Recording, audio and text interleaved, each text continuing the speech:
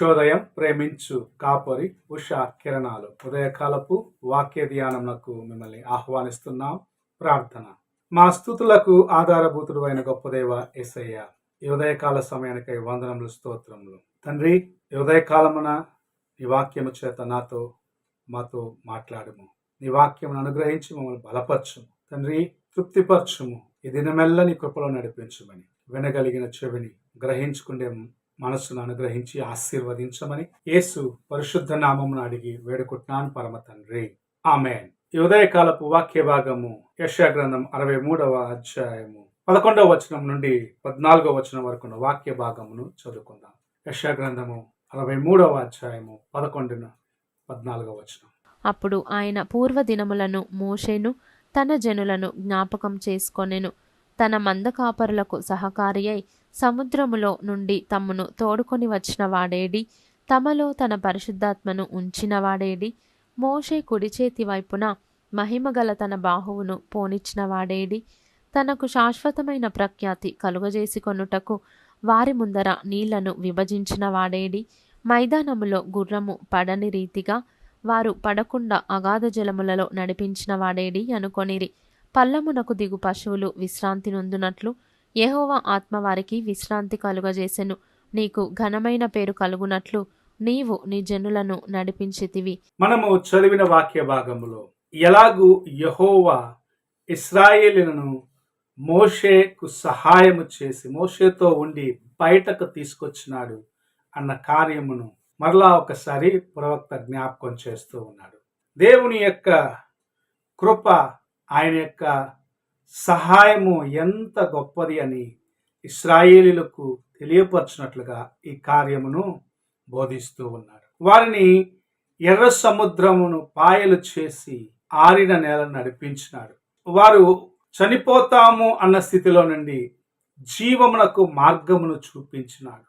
వారి వెనుక మరణము తరుముచూ ఉన్నది. అయితే ప్రభు ఒక మార్గమును తెరచి వారికి జీవమునిచ్చినాడు.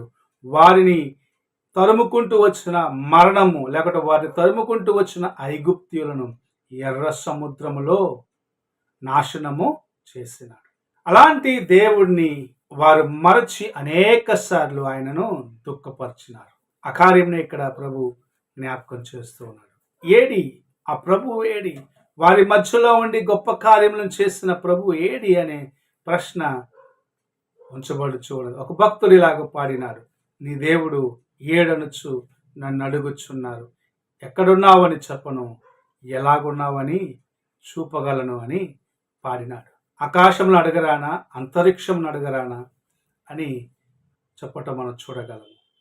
ఈ ఉదయకాల సమయంలో నీకు సహాయము చేసిన దేవుడు ఏడి అనే ప్రశ్న నీ ముందు ఉంచబడినట్లయితే నీవెలాగూ ఇతరులకు ఆయనను చూపిస్తావు? నీవెలాగ ఇతరులకు ఆయనను బయలుపరుస్తావు?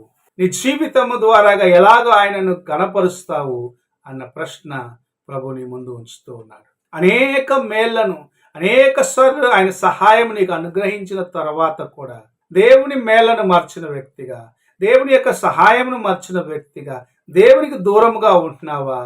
లేక ఆయన నాకు ఇన్ని కార్యములు చేసినాడు, ఇంతగా నా పైన తన కృపనుంచినాడు, నా కోసము తన ప్రాణమును సిలువలో అర్పించినాడు, నేను నశించి నరకానికి పోకున్నట్లుగా, మరణమునకు వెళ్ళకున్నట్లుగా, అనగా నిత్య మరణముకు నేను వెళ్ళకుండానట్లుగా నన్ను రక్షించేదాని కోసం పరము నుండి దిగి వచ్చి తన ప్రాణమును అర్పించిన ప్రభువుని నేను ఎలాగూ ఇతరులకు ప్రకటిస్తున్నాను, లేకపోతే ఎలా ఇతరులకు చూపిస్తున్నాను అన్న ప్రశ్న కలిగి ఉండాలని ప్రభు ఆశిస్తున్నాడు. ఈ ఉదయకాలమున నీకు తోడుగా ఉన్నాడు. తన యొక్క బాహు నీకు తోడుగా ఉన్నది. తన యొక్క బాహు చేతని బయటకు తీస్తున్నాడు. నీవు మరణించవలసిన స్థితిలో నుండి, నీవు నాశనమైన స్థితిలో నుండి, నీవు బంధించబడిన స్థితిలో నుండి తన యొక్క చేతిని చాచి బయటకు తీసినాడు. ఆ ప్రభు నీకు చేసిన కార్యములను, ఆయన నీకు అనుగ్రహించిన తన కృపను, ఆయన నీకు పంపించిన తన యొక్క ఆశీర్వాదమును మరచి లోకములో కలిసిపోతున్నావా? లేక దేవుని యొక్క కృప ఎంత గొప్పదని, దేవుని యొక్క ప్రేమ ఎంత ఉన్నతమైనదని, నన్ను ఆయన ఎంతగా ప్రేమించినాడు, మరణము నన్ను వెంబడిస్తూ ఉంటే, నాశనము నన్ను వెంబడిస్తూ ఉంటే, జీవమునకు నాకు మార్గమును తెరచినాడు. ఆ దినం ఎర్ర సముద్రము తెరచి ఇశ్రాయేలీయులను ప్రవేశింప చేసిన రీతిగా పరలోకమునకు తానే మార్గము, సత్యము, జీవమై ఈ లోకమునకు దిగివచ్చి తన ప్రాణమునిచ్చి నా కోసం మార్గమును సిద్ధపరిచిన దేవుని యొక్క కృప ఎంత గొప్పది, ఎంత ఉన్నతమైనది అని గ్రహించుకొని ఆయనను ఇతరులకు నువ్వు పరిచయం చేస్తున్నావా? నీ జీవితము ఎలాగున్నది? దేవుని ఎదుట నీవెలాగు జీవిస్తూ ఉన్నావు? దేవుని ప్రేమను ఎలాగూ చూపిస్తూ ఉన్నావు? ఆయన శ్రమ వచ్చినది నీ కోసము, నిన్ను పరలోకమును చేర్చడానికి, నీకు జీవపు మార్గాన్ని తెరవటానికని. ఆ జీవంలో ప్రవేశించిన నీవు ఇతరులను ప్రవేశింపచేయాలని ఆశ కలిగి ఉన్నావా? లేక నేను మాత్రము ఆయన కృపచేత దాటి వచ్చాను, ఆయన కృపచేత ఎర్ర సముద్రమును దాటినాను, కానానులోకి ప్రవేశించేదానికి ప్రభు కృప ఇచ్చినాడు, నా వరకు చాలనుకుంటున్నావా? ఈ ఉదయకాల సమయమున నీకు ప్రభు తోడుగా ఉన్నాడు, నిన్ను నడిపించినాడు. ఆ ప్రభువుని ఇతరులకు నీవు అనుగ్రహిస్తున్నావా? లేకుంటే ఇతరులకు నీవు చూపిస్తున్నావా? వారు నిన్ను చూసి దేవునిలోకి రావటానికి నీవు సాధనముగా ఉన్నావా? నీ జీవితమును పరీక్షించుకో, నిన్ను నీవు దేవునికి అప్పగించుకో. ప్రభు తన కృప చేత నిన్ను బలపరుస్తాడు. నిన్ను అంతము వరకు తన కృపలో నడిపించేదానికి, తన యొక్క జీవము నీలో ఉంచేదానికి, నిత్యంలో నిన్ను ప్రవేశింప చేసేదానికి, యుగ యుగంలో ఆయనతో ఆనందించే ఆ కృపను అనుగ్రహించేదానికి ప్రభు నీ కోసము మార్గము తెరచి ఉన్నాడు. నీ ద్వారా అనేకులకు మార్గము తెరవాలని ఆశిస్తూ ఉన్నాడు. ఆ దేవుడు ఎక్కడ ఉన్నాడని ఇతరులకు చూపిస్తావా? ఆ దేవుడు ఎలాగుంటాడని ఇతరులకు చూపిస్తావా? లేక నీ వరకు ఆనందిస్తావా? ప్రభు ఈ ప్రశ్నను నీ ముందు ఉంచి ఉన్నాడు. ప్రార్థన చేసుకుందాం.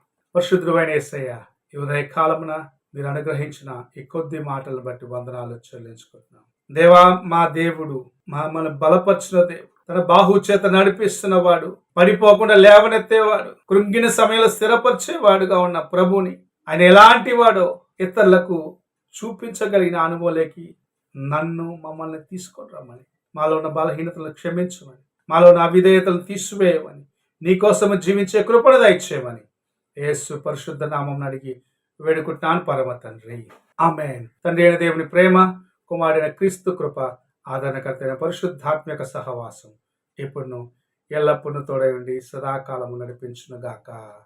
ఆమేన్.